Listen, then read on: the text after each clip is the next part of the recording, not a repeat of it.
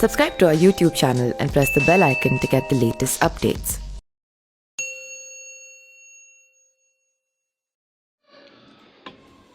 किसी फिल्मी अंदाज में शुरू हुआ बाबा के ढाबा की स्टोरी वापस ढाबे पर आकर रुक गई है।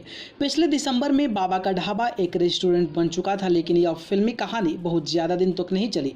फरवरी का महीना आते आते बाबा का रेस्टोरेंट बंद हो गया और वापस उन्हें ढाबे पर लौटना पड़ा। बाबा के नाम से प्रसिद्ध कांता प्रसाद और उनकी पत्नी बादामी देवी ने पिछले कई सालों से दिल्ली के मालवीय नगर के फुटपाथ पर अपना ढाबा चला रखा है। पिछले दिनों में इतनी प्रसिद्धि मिली, सोशल मीडिया के जरिए उन्हें मदद करने वालों का तांता लग गया। पैसा और प्रसिद्धि दिलाने में सबसे आगे नाम एक यूट्यूबर यानी कि गौरव वासन का आया, लेकिन जैसे ही नाम और पैसा मिला, गौरव वासन से कांता प्रसाद के रिश्ते बिगड़ने लगे। कई और लोग कांता प्रसाद के करीबी आ गए और उनकी मदद से कांता प्रसाद ने पास ही में एक अपना रेस्टोरेंट खोल दिया।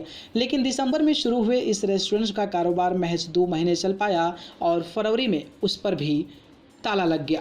कांता प्रसाद बताते हैं कि रेस्टोरेंट में उन्हें ज़बरदस्त घाटा हो रहा था। उन्हें कम से कम 1 लाख रुपए का खर्च हर महीने आता था, जबकि कमाई महज 30,000 से ज़्यादा नहीं हो रही थी। तभी उन्होंने फैसला लिया कि अब वो अपना रेस्टोरेंट बंद कर देंगे और जिस ढाबे पर वह सालों से काम करते हैं उसी पर अपना काम चलाएंगे।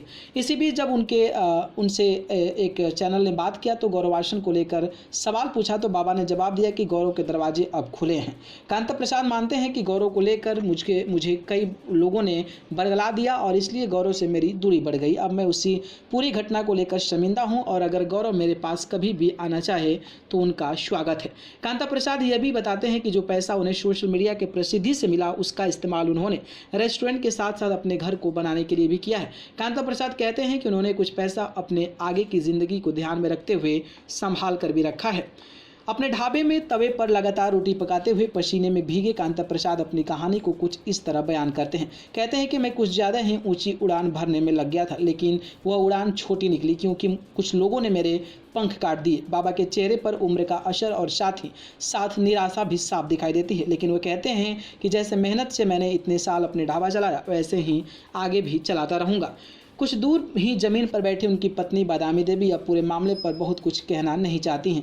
हमारे बार बार अनुरोध करने पर उन्होंने इस पूरे विवाद पर कुछ भी नहीं बोला। बादामी कह रही कि आप जो भी बोलोगे वह कांता प्रसाद ही बोलेंगे। तो फिलहाल यह तो कहा ही जा सकता है कि अर्श पर पहुंचे बाबा के ढाबे की कहानी वापस अपने फर्श पर आ चुकी है। न्यूज़ रूम से न्यूज़ लाइव की रिपोर्ट।